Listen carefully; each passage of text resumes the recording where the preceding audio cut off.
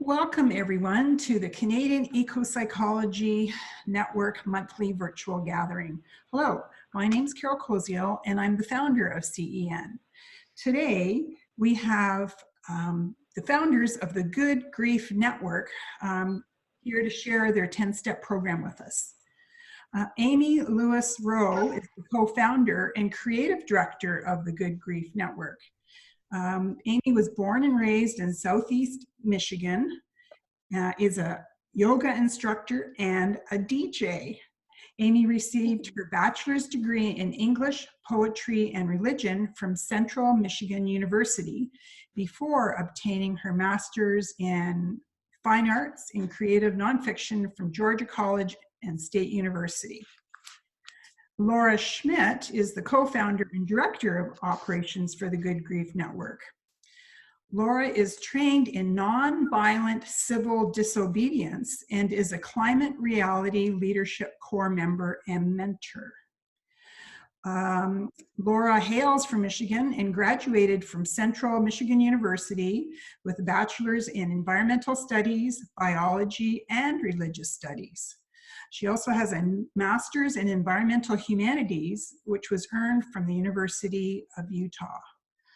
Welcome, Aimee and LaUra. Thank you so much for taking time out of your busy lives to share your Good Grief Network. The airwaves are yours. Awesome. Thank you. Thank you for having us, and we're really excited to talk about this and then to have some questions at the end. So we'll just get started. And I'm using a PDF instead of PowerPoint because it's a little easier to control from my end. But we really wanted to start with the format of this question or this quote by Krishnamurti, which says, "One is never afraid of the unknown. One is afraid of the known coming to an end." And I think as a civilization, as a culture, as Western paradigm, this is what's happening. And a lot of our fears are being stoked. A lot of uncertainty is being invited, and many of us don't know what to do with it. So we created the Good Grief Network because we saw the writing on the wall. We saw that this transition is going to invite a lot of new ways of being, and that mainstream psychology is not equipped to help everyone. As we've seen, mainstream psychology is mostly very individualistic, and then you, especially here in the United States, you get into trouble with insurance and all these things. And so we started thinking, how can we support people through this transition? And we created the Good Grief Network, which we'll talk about in a second. But the idea is that this will be a mental health crisis, and we need to learn how to come together in community. So this is one of our guiding quotes that we use. Oftentimes, those of us who wake up to what's happening in the world, either with climate change or systems breakdown, we start to think that we have to solve the problem by ourselves and that it's on us to save the world, and that's simply unrealistic. So we use this as a guiding quote. It says, "Ours is not the task of fixing the entire world all at once, but of stretching out to mend the part of the world that is within our reach." And I think that this is what the Good Grief Network aims to do, is empower the individual to make change in our own individual communities and turn that change outward, change from the inside, transform us from the inside, and then reach outwards. So what is the Good Grief Network? We're actually a really small enterprise. It's just me and Aimee. So as you can see in the picture, I'm LaUra Schmidt. And I'll tell you a little bit about my journey, but let's first introduce Aimee because I've been the one that's talking this whole time. So Aimee, will you tell people a little bit about you? I'm Aimee Reau, and I'm the creative director, and I'm a little more behind the scenes. I'm currently working on, or in the early stages of a book about our work. I tend to, LaUra and I both have different strengths, and so I like to be present, especially for Q&As and things of that nature. But LaUra really spearheaded getting this started with the organizational thing. She really excels at organization. So my background is more poetry and feelings and grief. And I didn't expect to be a leader in this movement. We just created the program we needed. And so I'm really honored to be here.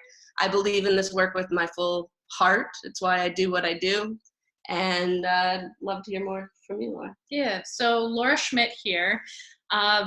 I have some credentials, but at this point, I think in mine and Aimee's lives, the credentials are less important than what we're trying to build. And so I want to tell you that I am a person who has experienced depression and anxiety for most of my life. I come from a really tumultuous background. Both of my parents were alcoholics or addicts, whatever term you want to use. And so a lot of this work comes from a really heart space. It comes from a place of healing. It comes from both mine and Aimee's healing journey, and we want to share it with the world. And so this is the 10 steps, which we'll talk about in a second, is our best attempt to bring people together and to really encourage people to go do some shadow work and learn how to feel our feelings and then come out on the other side. So that's a little bit about us. Now, why Good Grief Network? First and foremost, we think it's important to be having hard conversations. We think it's really essential in these times to be creating a safe space to talk about what's really happening in the world, especially as we continue to see business as usual fighting for their space. We're not seeing transition as fast as we need to have it, because most of us are uncomfortable talking about the hard things. And so we want to practice the art of conversation. This network is really about being a peer-to-peer platform. You don't have to be a therapist to do this work. In fact, neither Aimee or I are therapists. And we think it's really important that people just feel empowered to start having these conversations. We have direction in our network because we do one step a week, and each step provides a different topic of discussion or a different thing to focus on. We are promoting process work, and many of you, especially if you're in the field of psychology, know that process work doesn't end after the hour meeting or the hour and a half meeting. You really have to take this work home and integrate it into your life and start to be changed by the work. So this invites a constant self-analyzing and changing and figuring out who you are and who you want to be. This program also helps build community. Every time we lead people through our 10 steps, we fall in love with them. We get to see their hearts, we get to see who they are as people, and it really restores our faith in humanity. You know, if you're ever thinking like, oh God, there's just too much shit, too many things to take on, people are inherently bad, just work our program and you get to see the beauty and the desires and the passions to make the world a better place. We offer tools and techniques. Our steps, each of them is a tool that you can carry with you and be reminded to practice as we continue to see the climate crisis unfold before us. We offer an invitation to feel again. We live in a really emotionally stunted culture that is really phobic of feelings and emotions. And we want to be countercultural and invite those back in. In fact, we think that the basis of most of our decisions should be made not only from our brain, but from our hearts and our guts as well. We're reminded to live in the present moment because we learn that uncertainty is the ether in which we dwell. You know, never has our lives been certain, but now it's really uncertain. And we can learn to be comfortable with that. We can learn to move with the uncertainty. One of our main goals at the end is that we want people to help uncover where their passions meet their experience and meet their skill sets, because we think people are most powerful from that position. And then finally, this program can apply to everyone. It's scalable, and you can bring it home to your local community and practice it with the people around you. So it doesn't just have to be a digital thing. Aimee and I facilitate mostly digitally because we've been living in a lot of really rural areas. So digital is the only place we can meet a lot of people. But we're encouraging you to bring it back home to your locality. And we'll talk about that in a second. All right, so our 10 steps. We're going to read through them and just give a minute description of each of them. And so before we get into the actual steps, the process is a lot like Alcoholics Anonymous or Adult Children of Alcoholics. I'm a proud member of Adult Children of Alcoholics and have been going to those meetings off and on for a number of years. And I really learned a lot of beautiful things about those meetings and holding space and what it means to start the conversation at an elevated place. Anybody who comes to these meetings, just like you would come to AA or Al-Anon, you know you're gonna you have a basis of subject. You know you're going to start at an elevated conversation place. You don't have to start with, well, do you even think climate change is a problem? Like, no. If you're in these rooms, if you're having these conversations, you know it's a problem and you want to do something about it. So we meet for 10 weeks. We do one step a week. And then we see it really as every time you get back to step one, you're in a different place with a new awareness. And so you can do these steps multiple times. In fact, some of our participants do it a few times with us. So they'll finish up one round and notice that they want to do it again. And Aimee and I have run through our STEP program in different iterations about 10 times. And every time we come through them, you're at a new level of awareness, and you find out new things about yourself all the time. So the 10 steps. Step one, accept the severity of the predicament.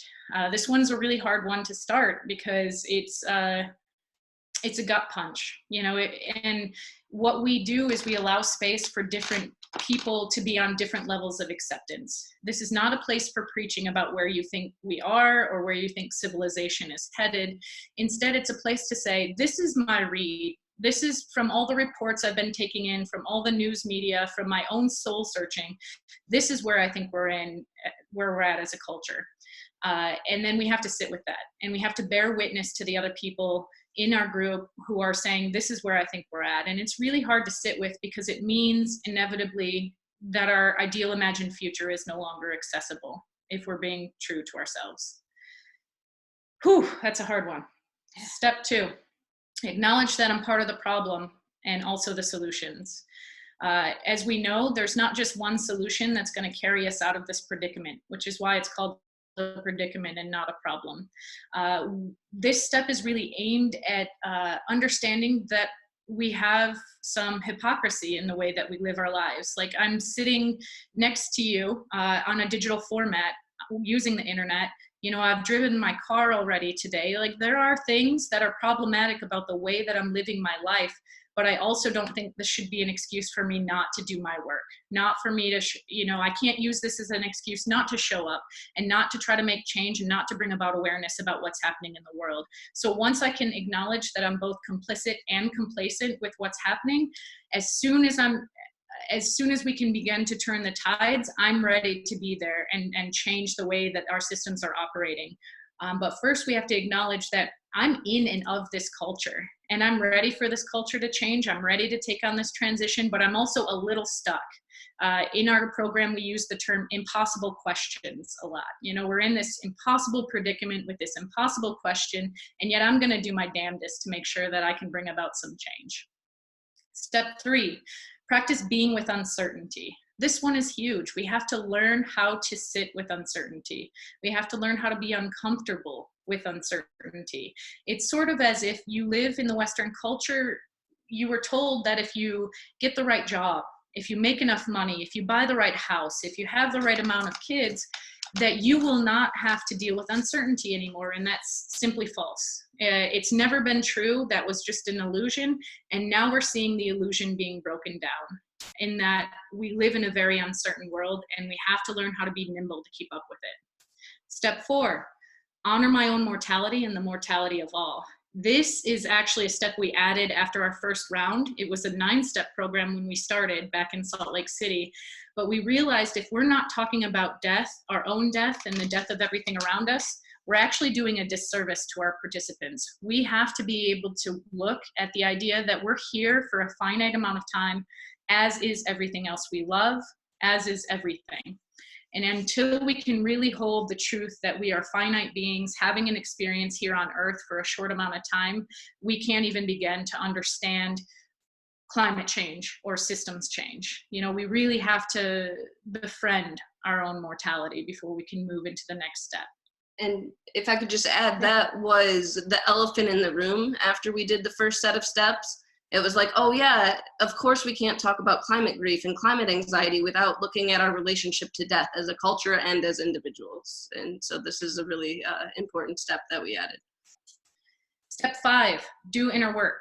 This one is twofold. The first part is that if you're a human alive right now, you have some sort of trauma. this is an invitation for you to start clearing your own trauma. And this is also a reminder that we're not a therapy program. And so you might need the help of a therapist or an additional healer to clear some of those past traumas. Our step 5 is the invitation for you to go ahead and start doing that work. Because as we're seeing suffering, it's going to compound the trauma that's already there. And so if you're like me, I come from a tremendous amount of trauma. I have been unclearing trauma for all of my adult life, and I will continue to do so for the rest of my life because I'm an evolving process. What we need to do is be able to learn how to deal with our trauma and sit with it and move through it, so that as we continue to see more suffering, we're not so triggered by it. The second part of the step, which is equally important, is that we're born with a whole range of feelings. And yet this culture, this paradigm, tells us we're only supposed to look for and pursue happiness or joy. Anything else is a distraction. And Aimee and I argue against that. We think that, we're programmed with a whole range of feelings, and unless we're feeling the heavy ones, the ones that are gritty and the ones that are hard to feel, that you actually minimize the experience of the ones we want to feel, like love and joy and happiness. And so if you're not embracing the heavy, dark feelings, if you're not willing to go there and feel them, then you're muting all the good ones, the ones that we like to feel and that are fun to feel. So those are the first 5, and Aimee will carry us through the other 5. Yeah, I also just wanted to add that with this work, we call ourselves the Good Grief Network, because what we're missing when we mute emotions like grief is that rather than grief being this roadblock to plow through and try to clear and not have to worry about it, it's actually a deep tool for connection with other life on this planet. And we really believe that feeling those emotions deepens our connections to ourselves, to others, to the natural world, and the better connected we are, the less destructive we are. So step 6 is develop awareness of brain patterns and perception. And I call this the permission to be wrong step. I never thought intellectualism could help me learn self-compassion better, but this is a heady step about brain science. And we start to look at how our brains take shortcuts, some of our biases. And the more I learned about my brain, the more mind blown I was that I ever felt shame about being wrong, or like I didn't have permission to be wrong. Because our brains are wired to make mistakes. So they take these shortcuts that are often efficient and helpful, but are not great for nuanced conversations and complicated issues. And so through learning about how our brains, some simple brain processing and how working through emotions can shift which part of the brain we're working through, that is how we develop more self-compassion in this step. And then that takes us to step 7, which is practice gratitude. And that comes after the brain science step on purpose, because when we shift to feeling gratitude, it takes us to a different part of our brain. And I always tell this story because I didn't start to feel the revolutionary act of gratitude until I was in a major depression. And what I mean by that is that a therapist told me to make gratitude lists, and it turned into a shame storm of everything I should feel grateful for, but because I was so depressed, couldn't. And in that moment, I started picking very concrete things I could feel gratitude for, like the pen that lets me write symbols on a page that I can look back and understand in another month. The magic of literacy, the magic of a bird singing next to me. And when I started actually feeling gratitude and letting go of any expectations about what I was supposed to feel grateful for, that is where I felt the shift that they talk about, the shift in my body language, the shift in the depression. And so I often say we're trying to put the grit back in gratitude, because culturally we're seeing this pull towards gratitude, which I think is fantastic, but I think it's being represented as rainbows and butterflies all the time. And it's a lot grittier than that. So we really, on step 7, focus on the gritty side of gratitude and how it's that grit that leads to the shift, the revolutionary shift in the brain. Step 8, take breaks and rest. Fun fact, it used to be take breaks and rest as needed.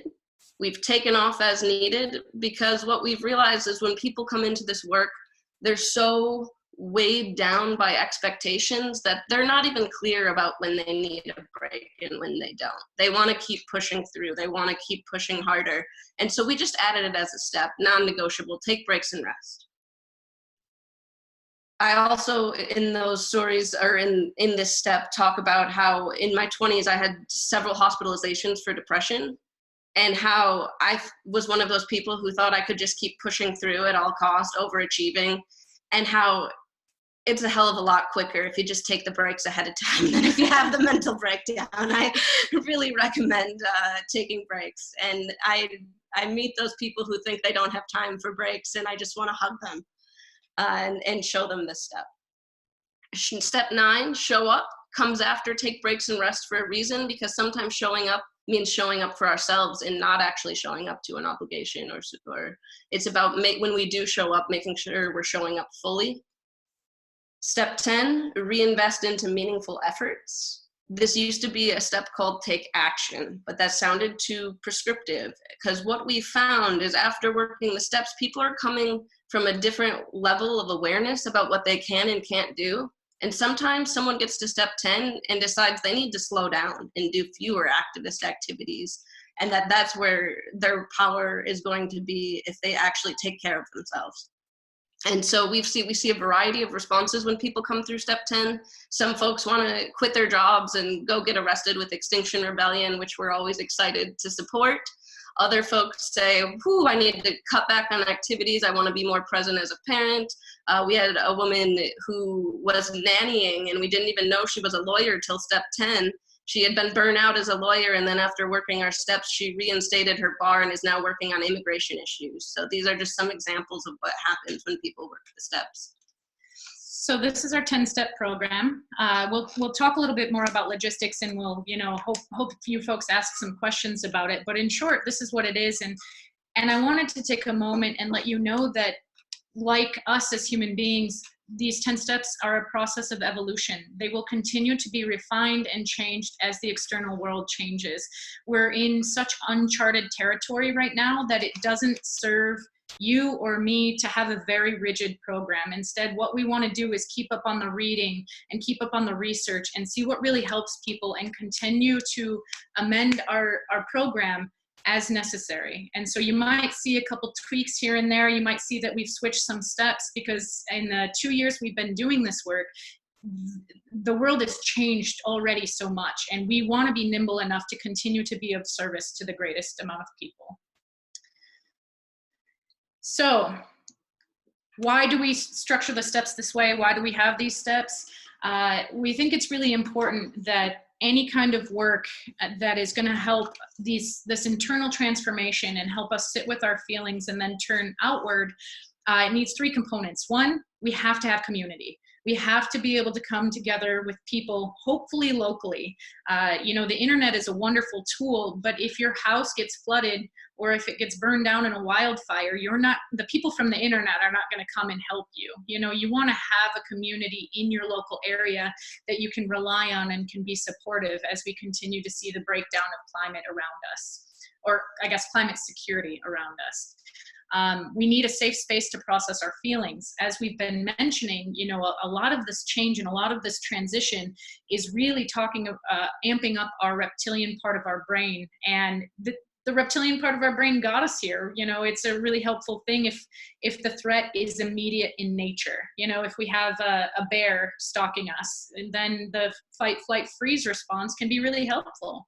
But it's not helpful for an existential threat that's going to be unfolding for the rest of our lives. So we have to process our feelings. We have to become comfortable with them. And most importantly, we have to not be ruled by our reptilian part of our brain. This is not a great space to make decisions from. So that's the second aspect that's really important. And then the third one is what moves you? What makes you come alive?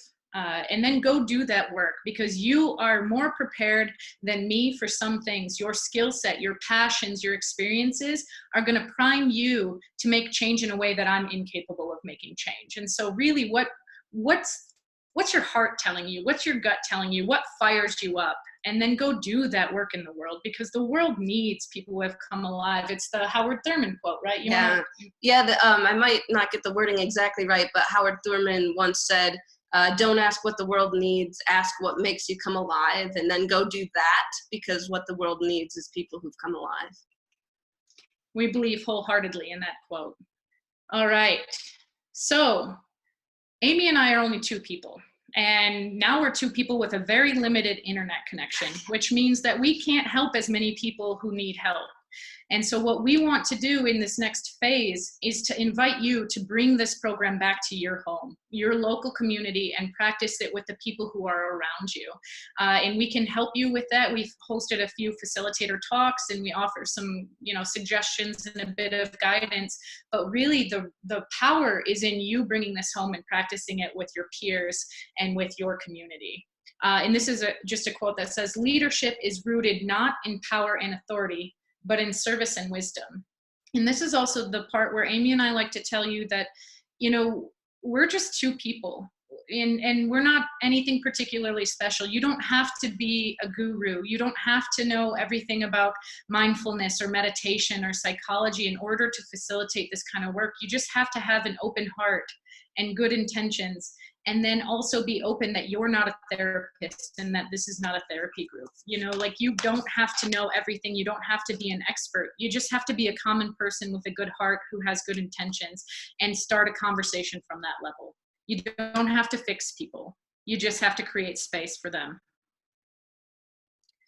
All right, and I'm not gonna read these things. I'm gonna leave them on the screen for a second, but this is some of the participant feedback we've gotten. The main things I do want to highlight is that almost everyone who comes through our group and gives us feedback says that it helps ease their isolation.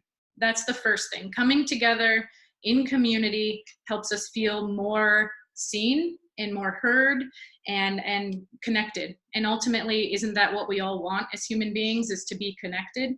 The second thing is that what really helps is that when other people are sharing their stories about their fear, and we give voice to this fear and this uncertainty and all these feelings that make us kind of feel like we're crazy, it helps people move from that fear, that place of fear, and it helps them feel empowered to take action. Like, oh, you're scared too, but you're still doing things. And is that not the definition of courage? Is that we act, even though there's fear there, we still act. And so those are my two big takeaways, is that it gives us a safe space to process feelings, and it brings us closer together as community members. Some more feedback. Yeah, I'll just leave it on the screen again for a second, and then we have it in the recording. So if you don't read it fast enough, you can rewatch the recording. But essentially the point again is it takes away that isolation that many of us are feeling.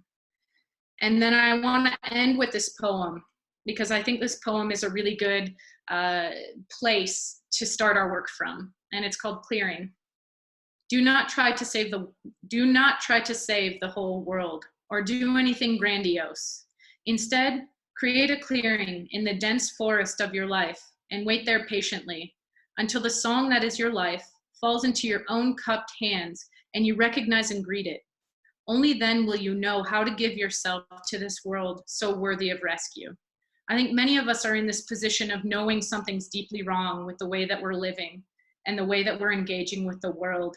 And instead of just running from solution to solution, I think that the Good Grief Network is really asking for us to calm down and to move inside and to really process these heavy feelings and come from a different place that isn't responding from the reptilian part of our brain. And I think that this poem really emphasizes that if we're going to find solutions to this big predicament that all of us are facing together as one humanity, we need to get quiet first. We need to calm our nervous system, and we need to be able to sit with really uncomfortable feelings. And it's not impossible.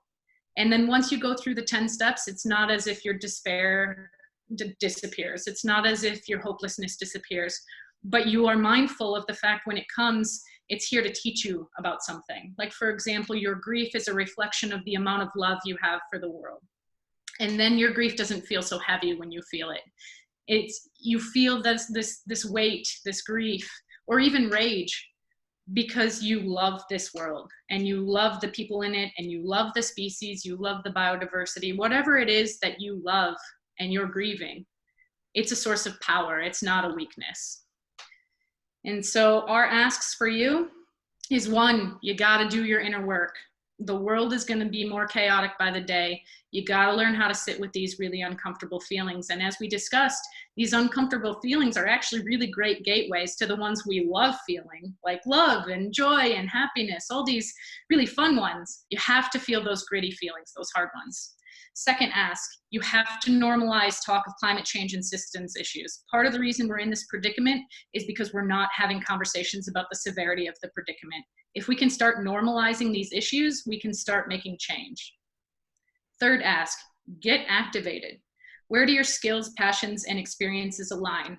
What do you wake up in the morning and wish you had the time to do? You should probably be doing that instead of whatever you're doing.